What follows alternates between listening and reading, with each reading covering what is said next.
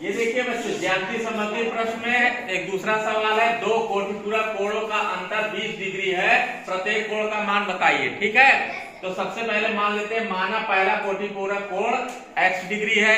अब कोटिपूरक कोणों का मतलब 90 अंश होना चाहिए।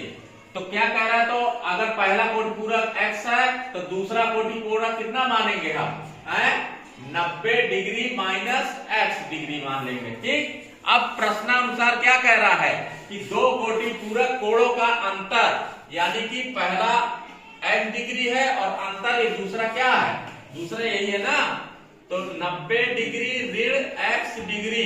अब कह रहा है दो कोटिपूरक कोणों का अंतर कितना डिग्री है, 20 डिग्री है, प्रत्येक कोण का मान ज्ञात करो। अब इसको खोल लो, x डिग्री ऋण गुणे धन, धन हो जाएगा तो 90 डिग्री, और ऋण गुणे ऋण धन हो जाएगा x डिग्री बराबर 20 डिग्री।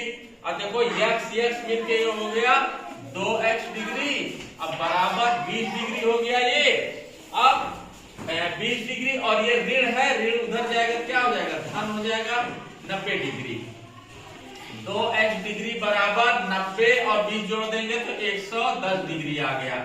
जो गुणा में है उधर जाएगा, क्या कर देंगे, 110 डिग्री बटे 2। अब काट दोगे इसको, कितना आ जाएगा, ये 55 डिग्री आ गया, 55 डिग्री। इसका मतलब पहला कोटिपूरक कोण कितना आ गया हमारा, 55 डिग्री, और दूसरा क्या है, दूसरा हो जाएगा हमारा 90 डिग्री ऋण x कितना आया है, 55 डिग्री।